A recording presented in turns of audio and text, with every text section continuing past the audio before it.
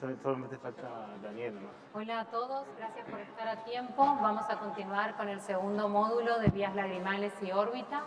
La doctora Cristina Plata de México nos hablará en primer lugar sobre colgajo de mucosa septum nasal, endacrocitorrinostomía externa fallida. Gracias, Cristina. Gracias. Buenos días a todos. ¿Podemos poner la presentación?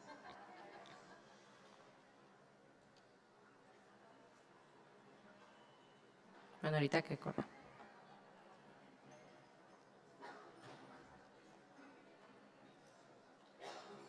Buenos días a todos. Les voy a presentar un trabajo que realicé en mi becariato en conjunto con mis asesores, el doctor Rubén López y el doctor Escalante. Se titula Eficacia del uso del colgajo de mucosa nasal septal en DSR externa fallida. Muy bien, como antecedentes, pues la DSR externa es una cirugía que fue descrita desde 1900 por el cirujano Adeo Totti. Posteriormente se realizó una modificación a la técnica, incorporando la sutura de los flaps, que conocemos de mucosa de saco lagrimal y la mucosa nasal lateral, en consideración al cierre de la osteotomía y su posterior obstrucción. La obstrucción del conducto nasolagrimal es una causa frecuente de consulta, de epífora, tanto niños, adultos, y la DSR externa continúa siendo la técnica gold standard con una alta tasa de éxito que oscila hasta el 94%. Entonces, un éxito quirúrgico lo definimos pues en base a la permeabilidad anatómica, considerando las pruebas de irrigación de vía lagrimal, aclaramiento de fluoroseína, y también una parte importante del éxito funcional en base a la epífora y la frecuencia de la misma al día. La idea del estudio surge ante un paciente con DSR externa fallida. ¿Qué opciones terapéuticas podemos utilizar? Pues bien, podemos repetir el abordaje externo, auxiliar un abordaje endoscópico, igual con una tasa de éxito que oscila hasta el 94%, el uso de medicamentos coadyuvantes como mitomicina C, balones y en este caso el colgajo de mucosa de septum nasal. El objetivo principal del estudio fue conocer la eficacia del colgajo en pacientes que habían sido sometidos previamente a una DSR externa fallida. Fue un estudio prospectivo, longitudinal, intervencional que se desarrolló de mayo del 2018 a diciembre del 2019. Incluimos pacientes que hayan sido sometidos a una DSR externa unibilateral y excluimos aquellos con un seguimiento inferior de 3 meses. El éxito funcional lo definimos en base a la epífora con la puntuación de Munk y la frecuencia al día. Asimismo, la altura del meñisco lagrimal y si había reflujo o no a la digitopresión. Y el éxito anatómico en base a la permeabilidad anatómica con la prueba de irrigación de vía lagrimal y que esta fuera pues sin alteraciones. Aquí visualizamos un esquema sagital del área de la toma del colgajo. Vemos que está localizado pues a la altura del meato medio, era un colgajo que se tallaba del extremo inferior hacia arriba con un desperiostizador y la base quedaba superior. Del lado derecho vemos una imagen transquirúrgica del área de la toma del colgajo. Vamos a ver un video de la cirugía. Se realizaba un empaquetamiento nasal previo y la infiltración del anestésico local para mayor efecto vasoconstrictor. Vemos aquí la cirugía previa, abundante tejido fibrótico, el cual pues en este caso procedimos a retirar, que era un hallazgo consistente en la serie de estos pacientes. Posteriormente se identificaba el área de la osteotomía previa, se realizaba ampliación de los bordes de la misma. Este es el área de la toma del colgajo. Igual infiltramos anestésico local, vemos el blanqueamiento de la mucosa del septum. Aquí este paciente tenía su set de Silastic previo. Aquí realizamos una pequeña prueba donde vemos que pues, evidentemente tiene datos de falla. Esta es la área de la toma del colgajo con el desperiostizador, se trazaban el flapcito y de abajo hacia arriba. Se coloca igual el set de Silastic bicanalicular que se planificó dejar 6 meses. Ese es el área del saco y el flap de la mucosa del septum nasal. Posteriormente se procedía a la anastomosis de los flaps con sutura no absorbible, pues el cierre del músculo orbicular y piel. Esta es la serie de los pacientes, se incluyeron un total de 9 pacientes, una edad promedio de 51 años y presentaron un seguimiento posterior a la cirugía de promedio de 15 meses. Vemos que algunos pacientes pasaban un tiempo considerable, más o menos 30 meses desde su procedimiento previo a cuando se realizó la cirugía. Esta es la tabla demográfica. La paciente que mayor seguimiento tuvo fue de 25 meses y el menor de 1 año. 3 pacientes de la serie presentaron extrusión del tubo de Silastic previo a lo planificado. Sin embargo, en estos pacientes pues, no hubo alteración ni funcional ni anatómica.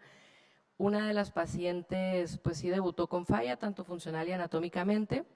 Adicionalmente, estos pacientes, no en todos por cuestiones de pandemia durante el estudio, se les realizó una revisión endoscópica y los valoraba el otorrino del servicio del hospital en consideración pues si hubiera alguna morbilidad por la toma del área del colgajo y alguna alteración en la fisiología del flujo de aire nasal. Sin embargo, no encontramos pues alguna alteración importante. Sí, uno de los pacientes presentaba sinequia y otro de los datos es de que había entrampamiento en algunos pacientes del tubo, pero pues no alteraba como tal funcional o anatómicamente la cirugía. Aquí vamos a ver un pequeño video de una de las revisiones en uno de los pacientes. Esta es una fosa nasal del lado izquierdo, vemos aquí el septum nasal, el sitio del área del colgajo con esta pequeña fenestra superior. Entonces procedemos a realizar la prueba con irrigación de fluoroceína a través del canalículo inferior para pues valorar nuestra permeabilidad anatómica y pues aquí la observamos, ¿no? Que una parte sale por la fenestra y la porción superior. Se realizó análisis estadístico con prueba Wilcoxon no paramétrica, con significancia estadística tanto en epífora, la altura del meñisco lagrimal y la presencia de reflujo a la digitopresión. Entonces, bueno, la DCR pues es una cirugía segura, la DCR externa, pero pues sin embargo 10 a 12% de los pacientes pueden debutar con falla.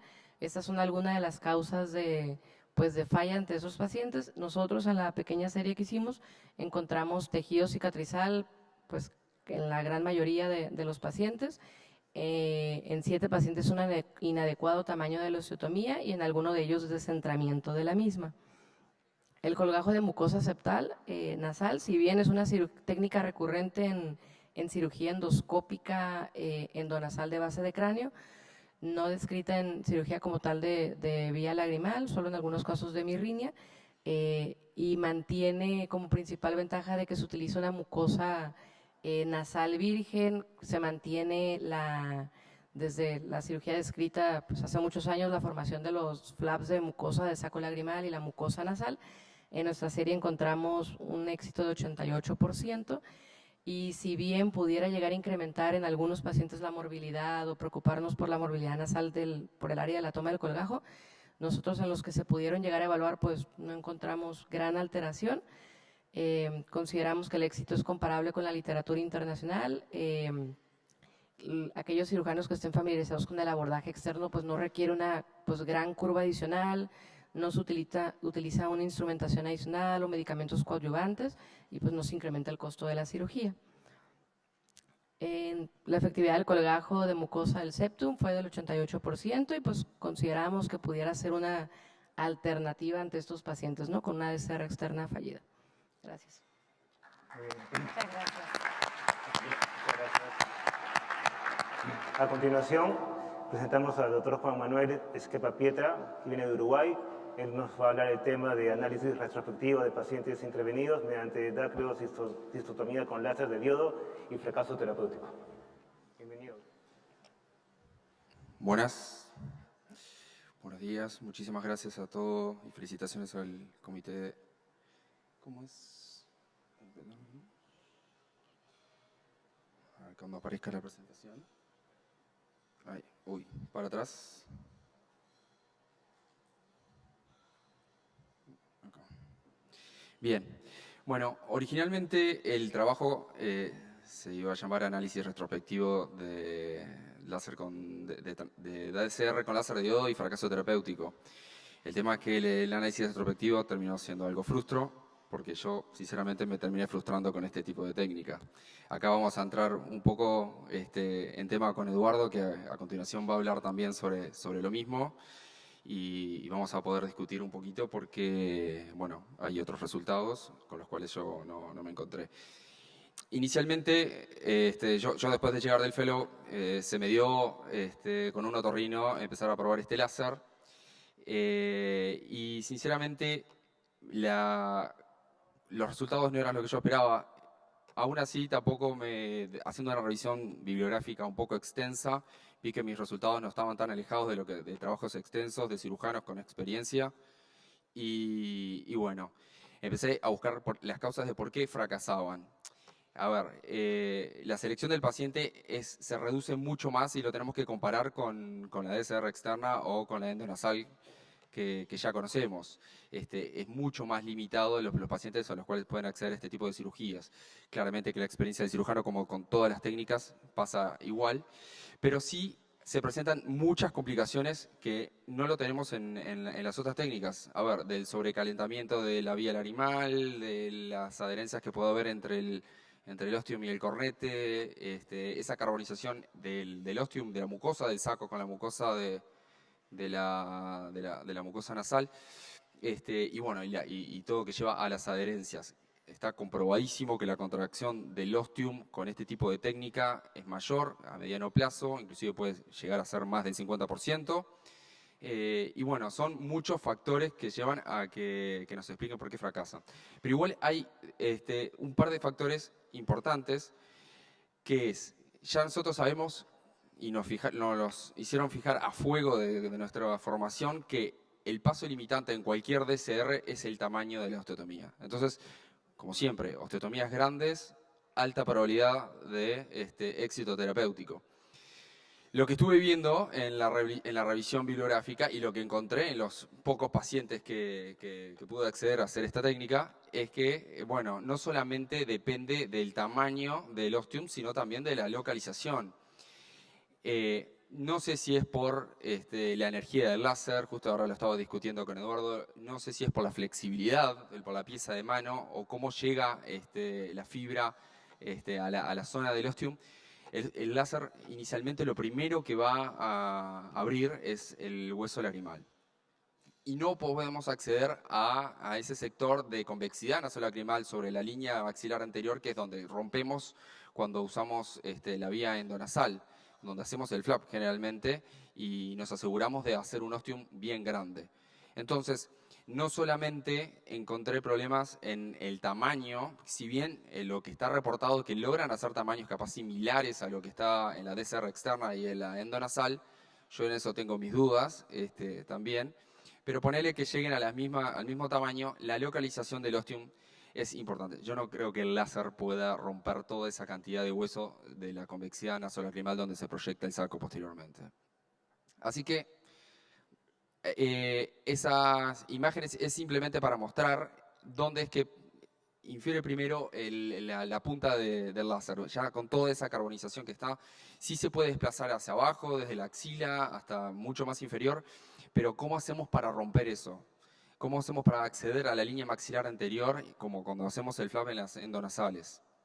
Entonces, la clave no solamente son las osteotomías grandes, que es lo que ya sabemos desde el primer día de nuestra formación, sino que la topografía adecuada es un paso limitante en este tipo de cirugías que yo veo que no hacen mucho hincapié en los reportes de esos casos. Así que sería eso, lo seguimos discutiendo con la próxima charla. Muchísimas gracias. Y los invitamos, con el permiso de mi amigo y presidente Gabriel Piñata, los invitamos al año que viene al Baco en Uruguay. Gracias.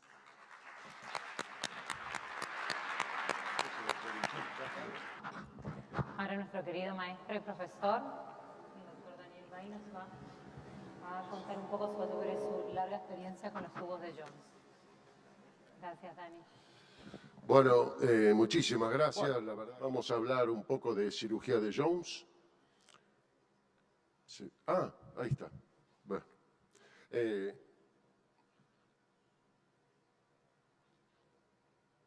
Bueno, la cirugía de Jones en realidad se utiliza para obstrucciones canaliculares, generalmente bilaterales o del canalículo común. En canalículo común se puede hacer una canalículo dacrio, pero el tubo de Jones es para problemas canaliculares generalmente bilaterales y depende de la molestia que tenga el paciente. Ese paciente no va a hacer dacrocititis, se opera porque le molesta la epífora.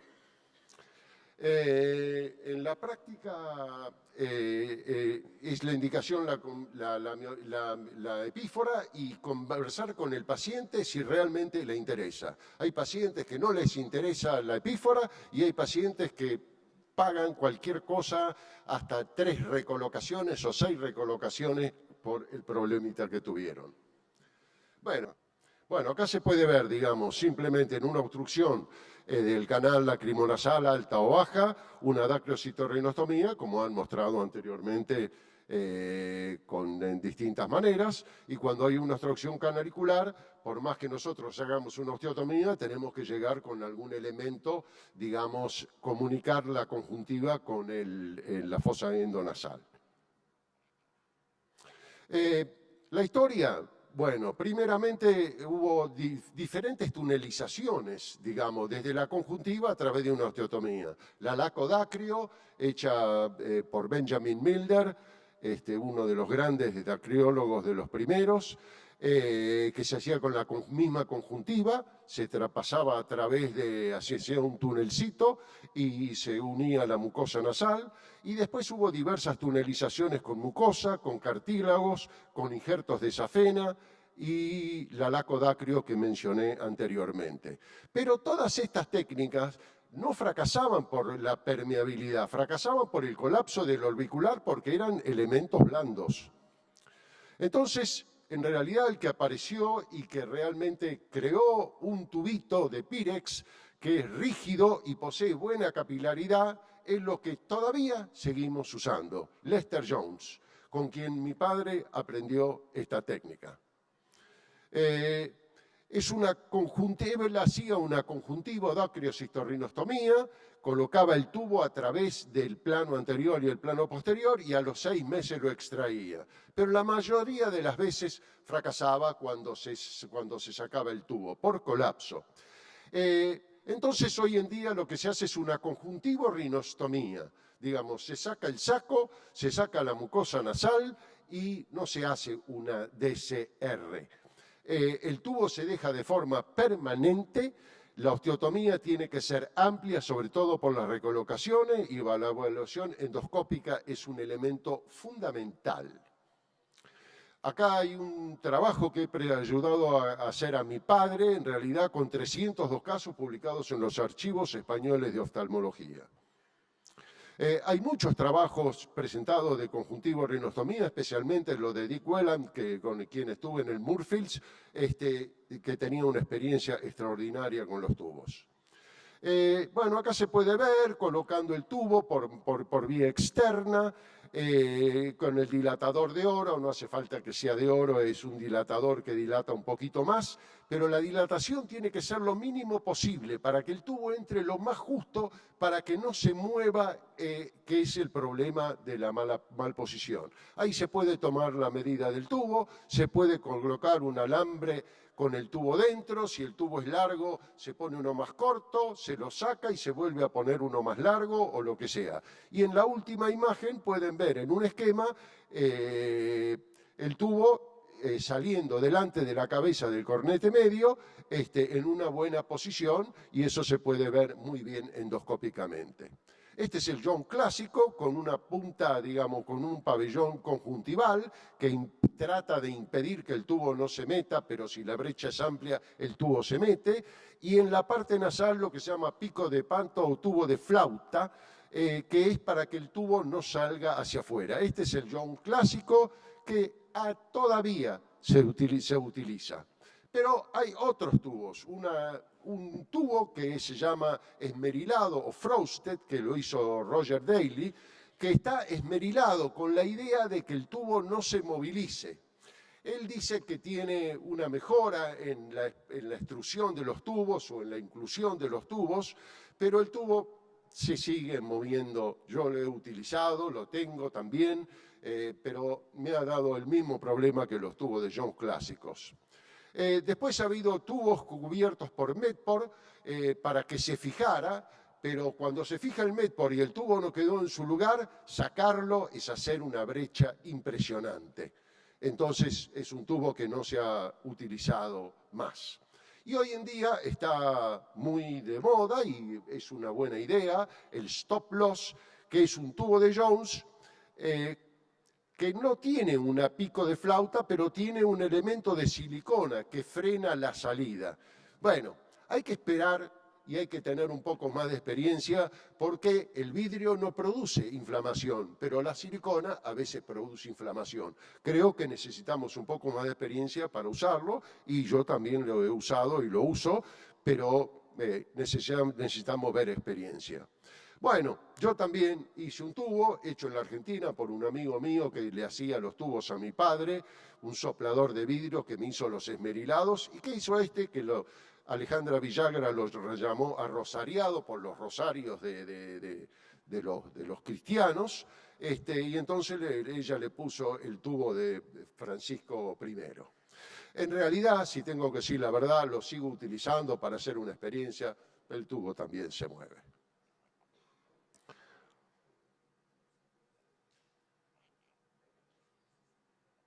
Bueno, acá vamos a ver un pequeño video de una vía externa que también se puede utilizar, como se puede utilizar la Dacrio externa. Un trabajo de Bernardini con Martín Devoto y otros más indica que la cicatriz realmente es poco, no es realmente una cosa importante.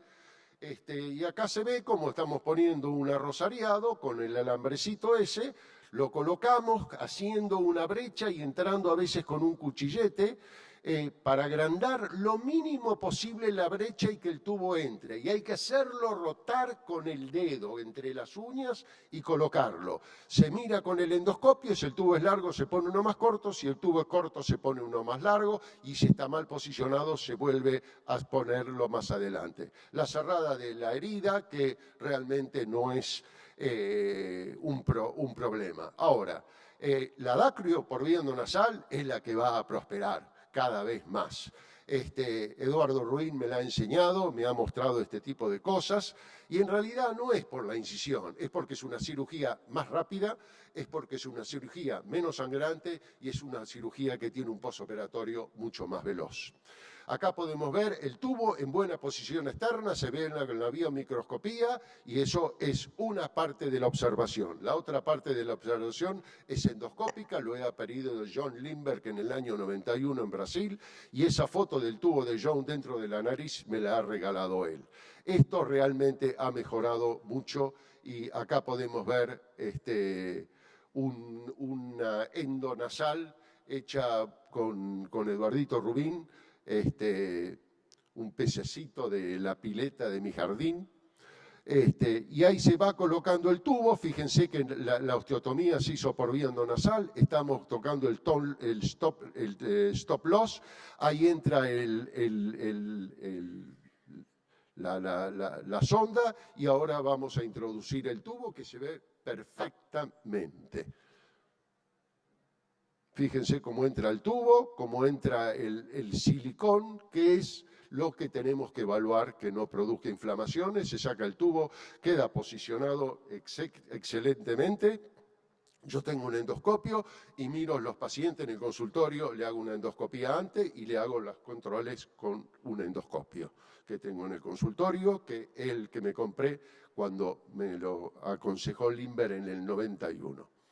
Bueno, acá esto es lo que ustedes necesitan. Necesitan varios tubos. No pueden decir, pido un tubo de 17. Ustedes tienen que tener varios tubos porque o cambian, o ponen más largo, o ponen más corto. Y ahí tengo esmerilados, tengo arrosariados, también putermanizos unos angulados. También se ha hecho con un orificio en el pabellón conjuntival para poder fijarlo. Y uno lo puede medir y anote en la historia clínica el que puso, para ver si funcionó o no funcionó y si lo tienen que cambiar, qué opinan.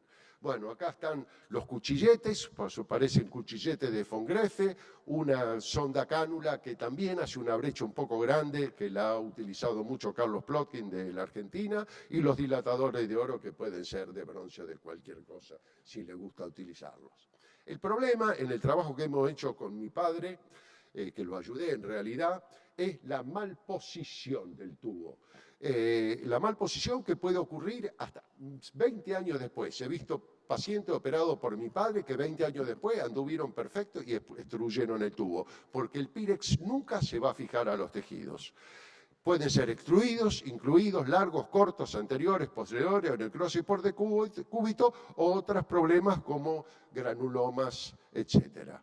Bueno, acá tenemos unos esquemas tridimensionales con el que he hecho un trabajo que he presentado en Asopers y en varios lugares, donde tenemos un tubo extruido que no llega a la osteotomía, un tubo largo que toca el tabique y se obstruye, un tubo anterior que no recoge bien el menisco lagrimal, un tubo corto y hay que colocar uno más largo.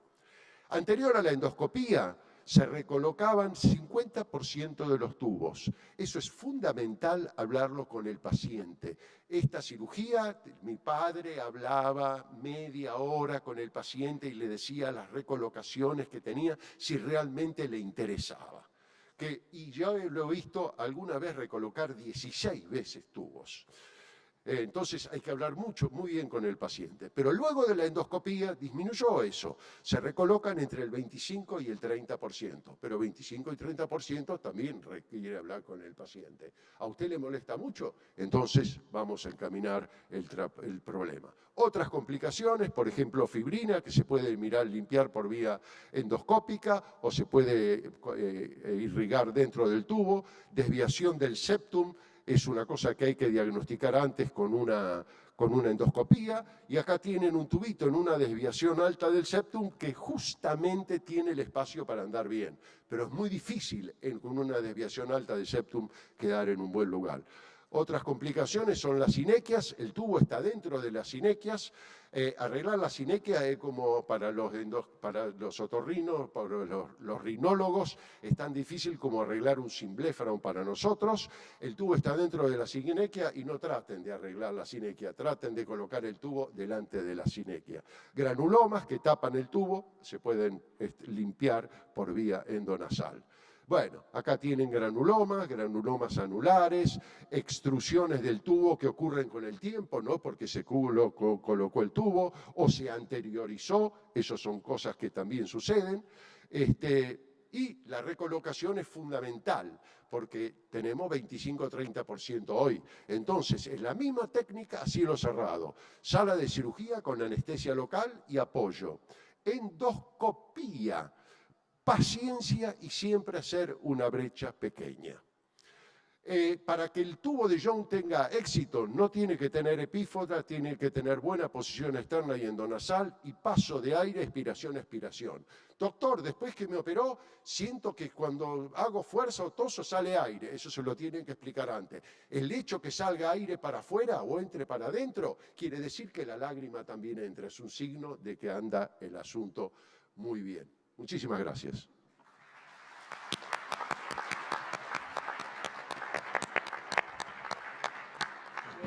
Bueno.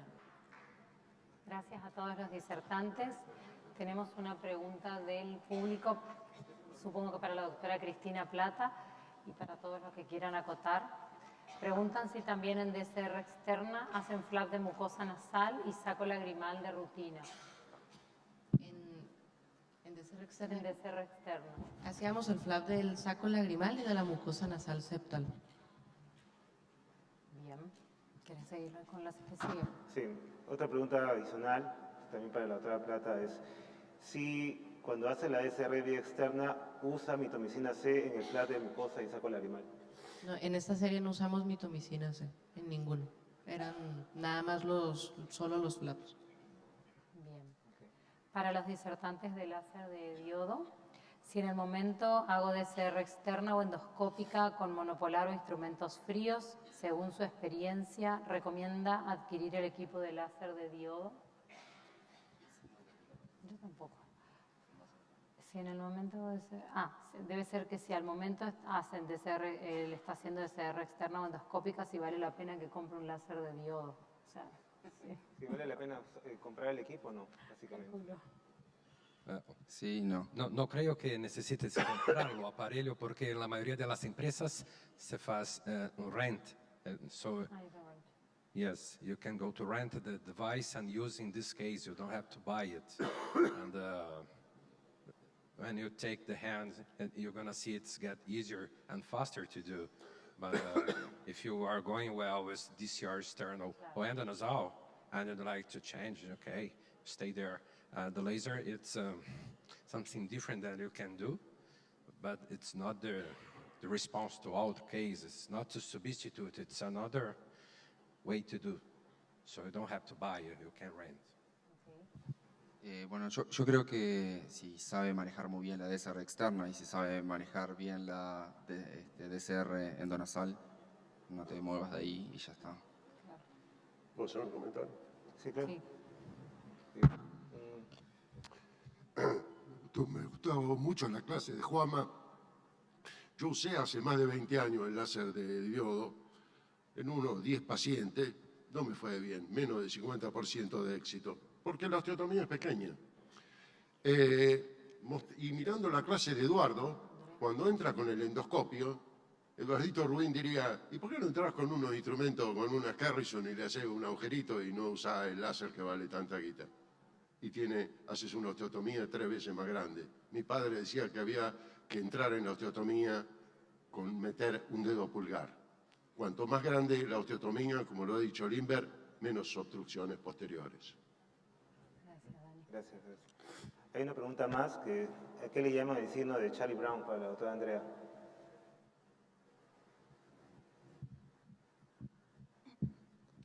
So the Charlie Brown sign is when you have temple fat proliferation, maybe some brow fat proliferation, cheek proliferation of fat, and so then you have a relative hollow over the lateral orbital rim.